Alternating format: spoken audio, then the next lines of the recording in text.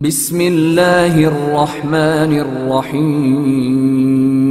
بسم اللہ الرحمن الرحیم والموجود فی المفازۃ ہی البریۃ القفز والجمع المفاوض الی آخر۔ بات ہماری چل رہی تھی لوکتا کی کہ کسی کو کوئی مال کہیں پر پڑا ہوا ملا تو کہا تھا بہتر ہے کہ اس کو نہ اٹھا لیا، پھر کہا تھا کہ یا وہ لقیط یعنی انسان تھا یا حیوان غیر انسان، اور نمبر 3 ہم پہنچے ہوئے تھے کہ وہ نہ انسان تھا نہ دیگر حیوانات میں سے تھا بلکہ وہ مال تھا۔ پھر وہ مال تھا تو کیسی جگہ سے اٹھایا اس کی بات چل رہی، بالکل آسان۔ اگر کسی شخص کو کوئی مال پڑے مفازہ یعنی ایسا صحرا جو بے آب و گیا ہو، جیسے صحرا ہوتے ہیں جہاں پر عام انسانی آبادی نہیں ہوتی، نہ وہاں پر پانی ہے نہ کوئی سبزہ ہے، کچھ بھی نہیں ہے، ٹھیک ہے جی۔ اسی طرح الخاربہ، ایک زمانے وہاں لوگ رہتے تھے لیکن اب برباد ہو گیا، لوگ وہاں سے چلے گئے، مکان گرے شرے پڑے ہیں، جیسے ہوتا ہے اب کوئی بھی وہاں پر نہیں ہے۔ 2 نمبر 3 مدفونا فی ارض، ایک ایسی زمین میں دفن شدہ مال، چھپا ہوا مال اس کو ملا کہ جس زمین کا کوئی مالک نہیں تھا۔ سمجھ آ گیا جان؟ صحرا میں کچھ ملا، ایک ایسی جگہ سے کہ جہاں کسی زمانے لوگ رہتے تھے لیکن اب وہ برباد ہو چکا ہے، وہاں کچھ بھی نہیں ہے۔ 2 یا ایک ایسی زمین میں سے دفن، مدفون کا مطلب آگے انشاءاللہ وضاحت آئے گی، ایک ہوتا ہے کہ زمین کے اوپر پڑا ہو، ایک ہے کہ نہیں یہ کھدائی کر رہے تھے، کھدائی کر کے نیچے سے کچھ ہے شاباش نکل آئی۔ اب یہ جو 3 قسم کے مال یہاں سے ملتے ہیں ان کا حکم کیا ہے؟ سمجھ آ گیا جی؟ چونکہ ابھی تک تو ہم نے پڑھا تھا کہ جس کو درہم یا اس سے زیادہ مال ملے گا وہ 1 سال تک اعلان کرے گا، اور 1 سال اعلان کرنے کے باوجود مالک نہ ملا، پھر اس کے پاس 3 آپشن تھے۔ آیا اس میں بھی وہی ہے یا اس میں فرق ہے؟ موضوع ذہن میں بیٹھ گیا؟ اب دیکھو، والموجود فی المفازہ، وہ مال جو مفازہ کسے کہتے ہیں؟ ہی البریہ، بریہ کہتے ہیں صحرا کو، القفز یعنی ایسی جگہ کہ جو گھاس اور پانی سے خالی ہو، ٹھیک ہو گیا جی؟ مفازہ والجمع المفاوض قالہ ابن الاسیر، یعنی لغوی ابن اسیر نہایا میں اس کا یہی مطلب کیا ہے۔ نقل الجوہری عن ابن العرابی کہ جناب وہ تو صحرا ہے، نہ وہاں پر پانی ہے نہ وہاں گھاس ہے، کچھ بھی نہیں ہے، ٹھیک ہے جی؟ تو اس کو مفازہ کیوں کہتے ہیں؟ لطف رہنا ہے، اس لیے کہ مفازہ کا ثلاثی مجرد تو ہوگا فوز تو کہتے ہیں کامیابی کو، سلامتی کو، وہ تو صحرا ہے، وہاں تو الٹا مرنے کے چانس ہوتے ہیں جہاں نہ پانی ملے اور نہ ہی کوئی اور آبادی۔ جوہری نے ابن عرابی سے نقل کیا کہ اگرچہ وہ صحرا بے آب و گیا صحرا ہے لیکن اس کو مفازہ کیوں کہتے ہیں؟ سمیت بذالک، یعنی ایسے بے آب و گیا صحرا کا نام مفازہ رکھا گیا تفاعلا بالسلامت والفوز، او نیک فعل لینے کے لیے کہ بندہ صحرا میں جا رہا ہے تو فعل نیک انشاءاللہ سلامت ہوگی، انشاءاللہ کامیابی ہوگی، یعنی فعال فوز سلامتی لینے کے لیے مفازہ کہتے ہیں. خود یہ عربیوں کے لفظ ہیں. ہم واپس جاتے ہیں. وہ مال جو بے آب و گیا صحرا میں موجود ہے وہ اس کو ملا. والخاربہ یا التی بعد اہلوا، یعنی ایسی جگہ سے کہ جس کے اہل جہاں رہنے والے وہاں سے بادہ یعنی ہلاک ہو گئے، چلے گئے، اب سوائے اس کے آثار کے وہاں کوئی اور کچھ بھی نہیں ہے، تباہ حال. یا مدفوناً فی ارض، یا اس کو مال ملا ایک ایسی جگہ پر، زمین پر، مدفون یعنی زیر زمین، کہ لا مالک لہا ظاہراً، جس زمین کا ظاہراً کوئی مالک نہیں تھا. ان 3 مقامات سے جو مال ملے گا اس کا حکم کیا ہے؟ یتملک من غیر تعریف، یعنی جو بندہ اس مال کو حاصل کرے گا وہ اس کو اپنی ملکیت میں، یتملک اگر معلوم ہو تو یتملک یعنی اس کو ملکیت میں لیا جا سکتا ہے، من غیر تعریف، 1 سال تک اعلان کرنے کی ضرورت بھی نہیں. لیکن پھر آگے ایک شرط آ گئی کہ ان تین مقامات سے ملنے والے مال کو جس نے اٹھایا وہ اپنی ملکیت میں لے سکتا ہے. شرط یہ ہے اذا لم یکن علیہ اثر الاسلام، کہ اس مال پر کوئی اسلامی نشانی موجود نہ ہو. تو کہ ایک مال ملا ان تینوں مقامات میں سے اور اس مال پر کوئی اسلامی نشانی کہ جس سے یہ پتہ ہے کہ یہ کسی مسلمان کی ملکیت ہے، ایسی کوئی علامات، کوئی نشانی بھی نہیں تھے، وہ اگر چاہے تو اپنی ملکیت میں لے سکتا ہے. اسلامی نشانی سے مراد کیا؟ من الشہادتین، اور جیسے زمانے قدیم میں درہم دینار ہوتے تھے کہ اگر اس پر شہادتین درج ہیں تو اس کا مطلب یہ کسی مسلمان کا مال ہے. مثلا او اسم سلطان من سلاطین الاسلام، یا کسی مسلمان بادشاہوں میں سے کسی مسلمان بادشاہ کی مہر لگی ہوئی ہے اس کا نام ہے، تو یہ بھی ایک قسم کی اسلام کی علامت ہے، نشانی ہے. نا بھی ٹھیک ہو گیا. وَإِلَّا يَكُنْ كَذَلِكَ، مال تو ان 3 مقامات میں سے کسی ایک جگہ سے ملا ہے، لیکن مشکل یہ ہے کہ اس مال پر کوئی نہ کوئی اثر الاسلام، کوئی اسلامی علامات نشانی موجود ہے. مثلا شہادتین لکھی ہوئی ہیں یا کسی مسلمان بادشاہ کے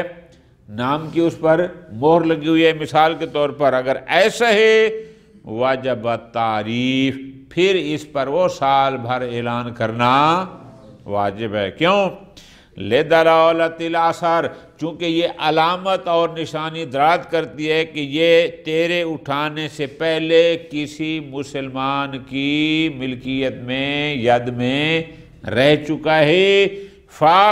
تو استصحاب، لہذا اس کی ملکیت کا استصحاب کریں گے. لہذا پورا سال اعلان کرو، سال کے بعد نام ملا تو پھر آگے 3 آپشن جو ہیں وہ ہوں گے. ٹھیک ہو گیا جائیں. وکیل، توجہ کے ساتھ، اب یہ ہو گیا پہلا نظریہ کہ ان 3 مقامات سے ملنے والے مال کو انسان یعنی واجد اپنی ملکیت میں لے سکتا ہے بغیر اعلان کے، اگر اس پر کوئی علامت اسلامی نہ ہو تو، ورنہ اس پر اعلان کرنا ضروری ہے. وکیل، دوسرا نظریہ آ گیا کہ نہیں جی نہیں، یملک مطلقا، کہ چاہے اس پر کوئی علامت اسلامی ہو یا نہ ہو، ان 3 مقامات سے ملنے والے مال کو مملوک بنایا جا سکتا ہے، یعنی وہ اس کی ملکیت میں آ سکتا ہے. ٹھیک ہے جی، چاہے کوئی اسلامی اثر علامت ہو چاہے. دلیل ہے لعموم صحیحیت محمد بن مسلم، روایت محمد بن مسلم ہے کہ معصوم نے فرمایا انا للواجد ما یوجد فی الخاربہ، کہ جو مال کسی تباہ حال علاقے سے، برباد جگہ سے ملے، خراب جگہ سے ملے، وہ اسی کا ہے کہ جس نے پایا ہے، جس کو ملا ہے۔ ٹھیک ہو گیا جی؟ اس میں کوئی قید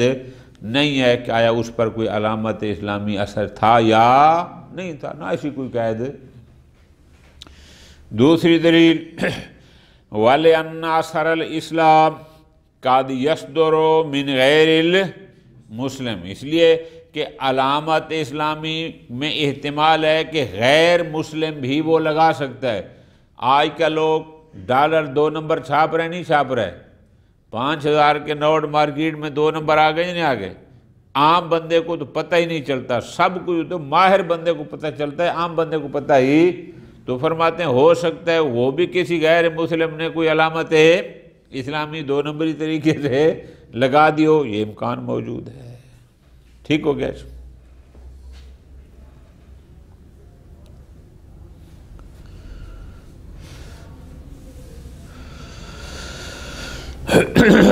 لأن أثر الإسلام قد يصدر عن غير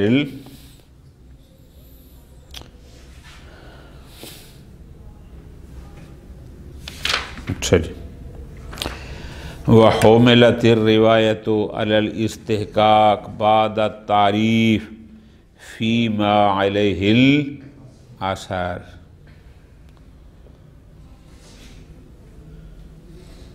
اور بعض کہتے ہیں کہ یہ لفظ حملت نہیں ہے، اس کا ترجمہ یوں کریں کہ روایت کو حمل کرنا کس پر، کہ اعلان کرنے کے بعد کہ اس پر کوئی اثر اسلامی ہو تو پھر 1 سال اعلان کرنے کے بعد یہ بندہ مستحق ہو جائے گا کہ چاہے تو مالک بن سکتا ہے، یہ عمل کرنا ہوا بعید، یہ ہے نہ۔ روایت بالکل واضح ہے، روایت کے الفاظ یہ ہیں انا للواجد ما یوجد فی الخربہ یا خاربہ، اس میں کوئی ایسی شے نہیں ہے کہ جس میں یہ ہو کہ جناب اس پر اثر اسلامی ہے یا نہیں ہے، اس نے سال بھر اعلان کیے یا نہیں ہے، ایسی کوئی چیز اس میں نہیں ہے۔ خوب، لیکن خود فرماتے ہیں الا ان الاول عشر، لیکن شہید ثانی فرماتے ہیں لیکن بہرحال میرے نزدیک زیادہ مشہور وہی پہلا ہے۔ کون سا؟ بے شک مال ان 3 مقامات سے ملے، لیکن اگر اس پر کوئی علامت نشانی اسلامی ہوگی پھر سال بھر اعلان کرنا ہوگا، نہیں ہوگی تو پھر ضرورت نہیں۔ ختم ہوگی بات۔ اگلی بات 3 نمبر پہ آیا تھا کہ او مدفونن فی ارض لا مالکا، توجہ کے ساتھ میری جان، یہاں پر 2 باتیں ہیں۔ ایک انہوں نے کہا ہے کہ وہ زمین میں دفن ہو، یعنی زیر زمین سے مال نکالا گیا ہو، زمین کے اوپر نہ پڑا ہو، اور دوسرا یہاں لفظ ہے ایسی زمین ہو کہ لا مالک لہا، جس کا کوئی، سمجھ آ گئی بات کی؟ اس میں 2 لفظ ہیں، ان دونوں کا ایک خاص مطلب ہے۔ مطلب کیا ہے؟ اب یہاں شروع کر رہے ہیں۔ یستفاد من تقیید الموجود فی الارض التی لا مالک لہا بالمدفون عدم اشتراطہ فی الاولین۔ ذرا غور کرو، انہوں نے کہا کہ اگر وہ مال اس زمین میں ہو کہ جس کا کوئی مالک نہیں، من تقیید الموجود فی الارض التی لا مالک لہا، کہ مال مدفون کو مقید کیا اس زمین کے ساتھ کہ جس زمین کا کوئی مالک نہ ہو، جبکہ عدم و اشتراط ہی فی الاولین، مفازہ اور خربہ میں یہ قید نہیں لگئی کہ اس کا بشرط ہے کہ کوئی مالک، وہاں پر یہ قید نہیں ہے، فقط عرض کے ساتھ قید ہے کہ جس کا کوئی مالک نہ ہو، پہلے دو کے ساتھ نہیں ہے۔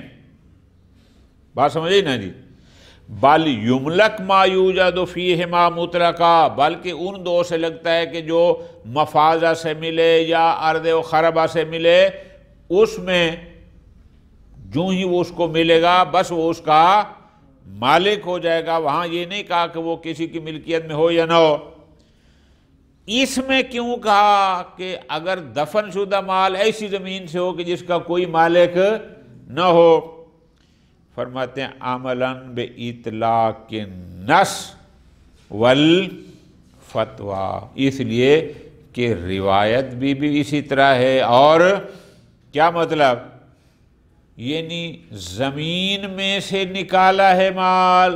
تو وہاں یہ قید ہے کہ وہ کسی کی ملکیت میں نہ ہو، تو اس سے یستفاد یہ سمجھا جاتا ہے کہ مفازہ اور خاربہ سے ملنے والے مال کا یہ مالک بن جائے گا مطلقہ، چونکہ اس فتاویٰ بھی اسی طرح ہیں، روایات میں بھی اسی طرح ہے، اس میں مالک نہ ہونے والی کوئی قید نہیں۔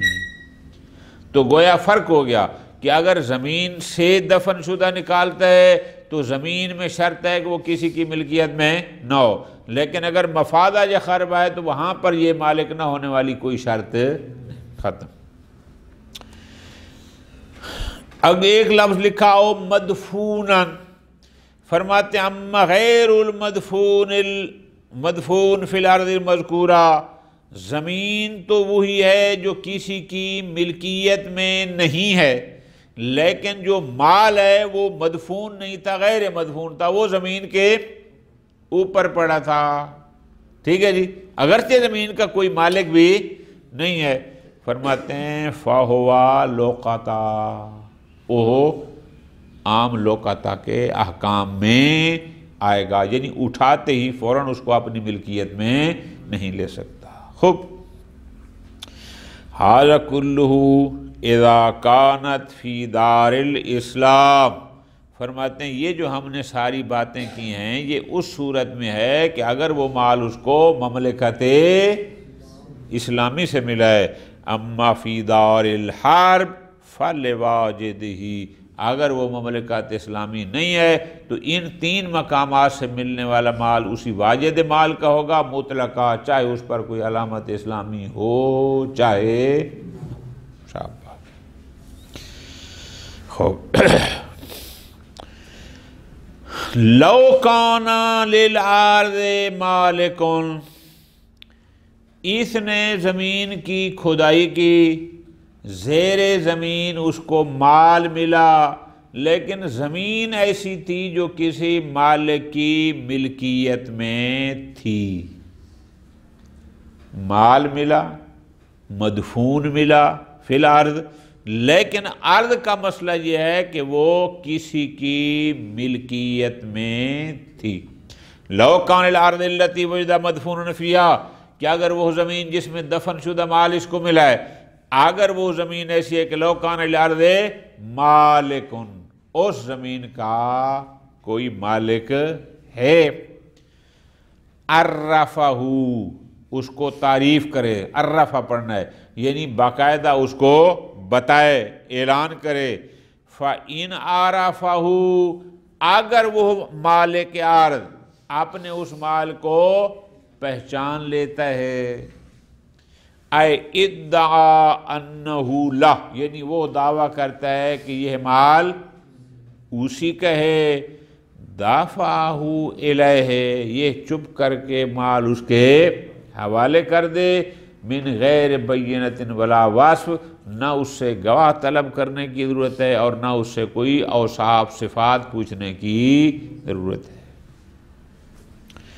وَإِلَّا يَدَّعِيهِ، لیکن اگر یہ کہتے ہیں مجھے آپ کی زمین سے کوئی مال ملا ہے، اور وہ کہتے ہیں کہ نہیں بھائی میرا،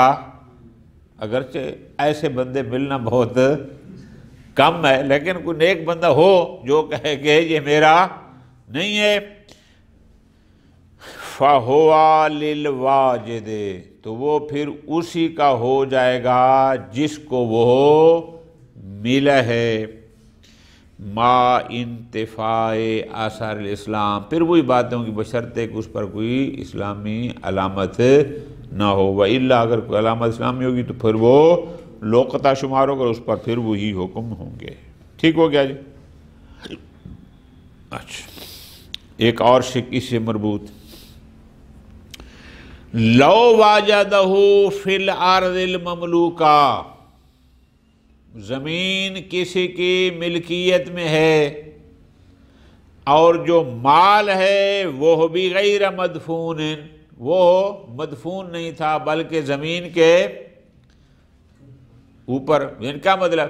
کسی کی مملوک کا زمین کے اوپر پڑا ہوا مال اگر اس کو ملتا ہے فَهُوَ لوقطۃ، تو اس پر وہی لوقطۃ المال والے احکام لاگو ہوں گے، لیکن تھوڑا سا فرق ہے، وہ کیسے؟ إِلَّا أَنَّهُ يَجِبُ تَقْدِيمُ تَعْرِيفِ الْمَالِكِ، لیکن کیا ہے؟ پہلے واجب ہے کہ جو زمین کا مالک ہے نا، پہلے یہ جا کر اس کو بتائے، فَإِنِ ادَّعَاهُ، اگر وہ دعویٰ کرتا ہے کہ یہ مال میرا ہے، فَهُوَ لَهُ، تو یہ اس کو دے دے، اگر وہ کہتے ہیں میرا نہیں ہے تو پھر عرفہ، پھر یہ عام اعلان کرے گا کل مقامات پر۔ ٹھیک ہو گیا، ختم۔ وَقَضَى لَوْ وَجَدَهُ فِي جَوْفِ دَابَّةٍ، خدا نخواستہ ہمارے محمد تقی بھائی کی شادی ہوتی ہے، فرد محال محال نہ باشد، فرد کرو، ہاں جی، تقی بھائی اپنی شادی پر ولیمہ کرنا ہے، ولیمے کے لیے جا کر، کیا نام ہے تیرا؟ مولانا شمس فراز آف بکھر، اس سے ایک کوئی بوڑھا بیل لے کر آتا ہے یا بوڑھی گائے بھینس، بہت سستی سی، تقی صاحب لے کر آ گئے، ولیمے والے دن اس کو ذبح کیا،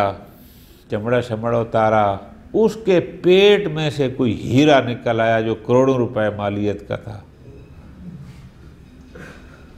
اب یہ ہیرا کس کا ہوگا؟ تقی کا ہوگا یا شمس کا ہوگا؟ مسئلے کے موضوع سمجھ آ گیا جی؟ لو واجدہ فی جوف دابہ، کہ اگر ایک انسان کو مال ملتا ہے کہاں سے؟ کسی جانور کے،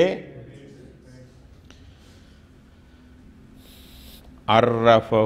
مالکہا، سب سے پہلے جو اس جانور کا مالک ہے اس کو بتائے گا، جیسے ہم نے پیچھے کہا، کیوں؟ لسب کے یدہی وظہور کونہی من مال ہی، اور ہو سکتا ہے کہ اس جانور کے پیٹ سے نکلا ہے تو جس کا ملکیت میں تھا جانور تو یہ ہے اسی کا مال ہوگا۔ داخلہ فی الفا، جب اس نے، شمس فراز صاحب کی بیگم عام طور پہ ہیرے جواہرات پہن کے رہتی ہے، تو ادھر وہ گئی اس گائے کو یا بھینس کو گھاس ڈالنے، تو ایک ہیرا گر گیا گھاس میں اور اس نے اس کو کھا لیا، امکان ہے نا، تو لہٰذا اس کو چاہیے کہ پہلے اس کو کہے کہ جناب آپ نے جو مجھے جانور دیا تھا اس کے پیٹ سے یہ نکلا۔ کوئی کہے کہ نہیں جناب کوئی ضروری تو نہیں، جانور باہر بھی تو گھاس چرنے جاتے ہیں، نہیں جاتے، ہو سکتے باہر جنگل سے کہیں سے وہ اس نے گھاس کھایا ہو یا کوئی، تو وہاں سے اس کو ملا ہو۔ فرماتے ہیں لِبُعْدِ وُجُودِهِ فِي الصَّحْرَاءِ وَإِتْلَافِ، بعید ہے کہ اتنی قیمتی شے کوئی صحرا میں پڑی ہو اور جانور نے اس کو کھایا اور پھر اس کے پیٹ میں چلا گیا ہو۔ بہرحال ہمارا نظریہ یہ ہے کہ پہلے جس کا جانور ہے خود اس کو فَإِنْ عَرَفَهُ الْمَالِكُ، اگر مالک نے پہچان لیا، مالک نے بالکل ٹھیک ہے جی، کل سے میری بیگم کہہ رہی تھی وہ جو آپ نے مجھے ہیرے گفٹ کیے تھے، ہیں جی، اس میں سے ایک ہیرا کہیں گم ہو گیا، پہچان لیا تو چپ کر کے اس کے حوالے کر دے۔ وَإِلَّا فَهُوَ لِلْوَاجِدِ، اور اگر وہ نیک صالح آدمی ہے، متقی ہے، وہ کہتے ہیں نہیں بھائی ہمارے گھر میں ہیرے چاندی کی بھی کچھ نہیں ہے، یہ ہیرا تو دور کی بات ہے، فہوا للواجد، تو محمد تقی کی موج، ادھر بیگم مل گئی، ادھر فری میں ایک ہیرا مل گیا، سارا خرچہ شادی کا اسی میں سے للواجد۔ سمجھ آ گیا؟ جا دلیل کیا ہے آپ کی کہ اگر جانور کے پیٹ سے کوئی شے ملی ہے تو پہلے اس جانور کے مالک سے رابطہ کرے، وہ پہچان لے تو اس کو دے دے، وہ نہیں تو پھر اسی کا ہے۔ لے صحیحۃ عبداللہ بن جعفر قال کتبت الی الرجل، تکیے کا زمانہ تھا نا، میں نے ایک شخص کی طرف لکھا، مراد امام ہادی علیہ السلام، امام علی نقی علیہ السلام، میں نے ان کی خدمت میں لکھ کے بھیجا، کیا اسالہ عن رجل، میں نے سوال کیا کہ ایک شخص ہے اشترا جزوراً، اس نے جزور خریدا، یہ چھوٹے جو بچڑے وغیرہ ہوتے ہیں یہ خریدا، او باقراتن، یا کوئی گیس ہے بڑی وہ خریدی، للاضاحی، اور ذبح کرنے کے لیے، قربانی کے لیے، فلما ذبحہا، اس نے جب اس کو ذبح کیا، وجدا فی جوفہا، اس نے اس کے پیٹ میں کیا دیکھا، سرتن فیہا دراہم، کوئی تھیلی ٹائپ چھوٹی چیز کی جس میں کوئی دراہم تھے یا دنانیر تھے، او جوہرہ، یا اس میں کوئی ہیرا شیرہ تھا۔ تو اگر ایسی کوئی شے ملے جو قیمتی ہو اس جانور کے پیٹ سے، لمن تکون، یہ شے کس کی ہوگی، یعنی پچھلے مالک کی ہوگی یا اس کی۔ فوقع علیہ السلام، امام السلام نے توقیع فرمائی، یعنی جواب میں لکھ کر فرمایا، عرفہ البائع، سب سے پہلے یہ اس جانور کا جو بائع تھا اس کو بتائے، اس کو تعریف کرے، اس کو اعلان کرے۔ فَإِن لَمْ يَكُنْ يَعْرِفْهَا، اگر وہ اس کو نہیں جانتا، یعنی وہ دعویٰ کرتا ہے کہ یہ مال میرا نہیں ہے، فَالشَّيْءُ لَقَا، تو یہ مال وہ شاید تیرے لیے ہے، رَزَقَكَ اللَّهُ إِيَّاهُ، اللہ نے خصوصی طور پر تمہیں اس کی شکل میں عطا۔ فرماتے ہیں ظاہر الفتویٰ والنص، البتہ یہ جو کہا کہ یہ واجد کا ہوگا، اب فتاویٰ اور نصوص میں ایسی کوئی قید نہیں ہے، اس میں ظاہراً کوئی فرق نہیں ہے کہ چاہے اس پر کوئی اور اسلامی علامت ہو تو چاہے نہ ہو، لیکن شہید ثانی فرماتے ہیں الاقویٰ، میرے نزدیک فرق ہے کہ اگر اس پر کوئی اثر اسلام ہے تو پھر وہ سال بھر تعریف کرے، اعلانات کرے، پھر سال کے بعد ملکیت ملے، اور اگر نہیں ہے تو پھر اس کی ضرورت بھی۔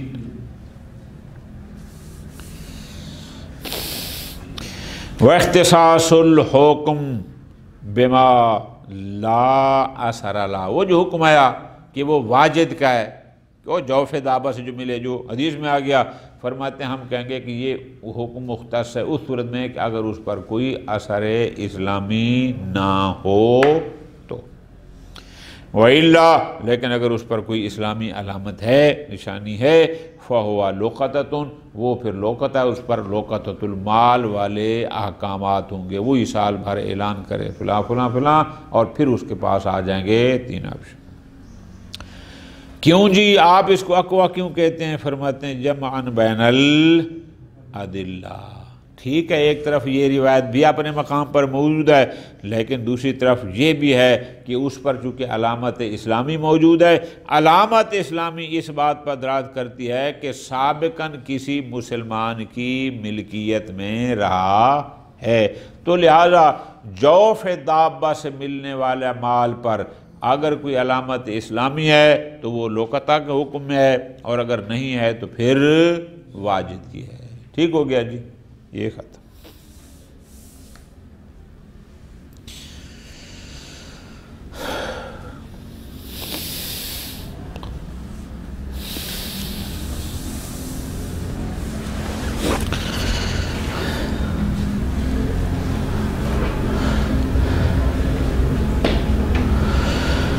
اما ما یوجد فی جوف السمکہ،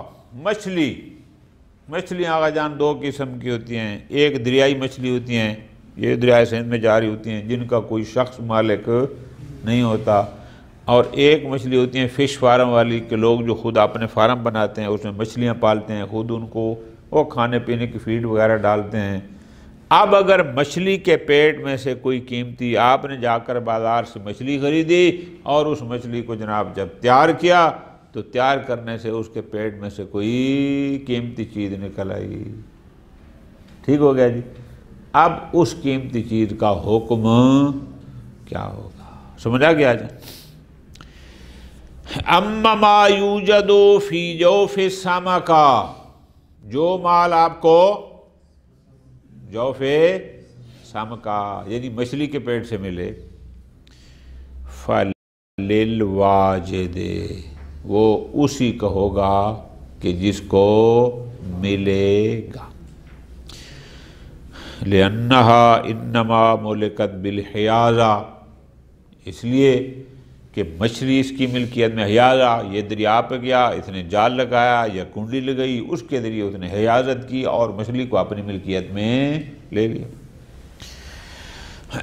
والمحید انما تملکہا خاصہ، اس محید نے یعنی وہ جس نے جال لگایا تھا یا کنڈی وغیرہ لگائی تھی، اس کا پرام مچھلی پکڑنے کا تھا نا، ہیرے کا تو نہیں تھا۔ خوب، لہذا میں علم ہی بے معافی بطنہا، اس کو یہ تو پتہ نہیں ہے کہ اس مچھلی کے پیٹ اندر کیا ہوگا، فلم یتوجہ قصد الیہ، لہذا اس کا اس مال کا قصد بھی نہیں تھا۔ اس لیے اگر ہم کہتے ہیں مباحات میں ایک بات ہے، انشاءاللہ زندگی رہی تو اگلی ہماری کتاب آ رہی ہے احیاء المواد، کہ مباحات میں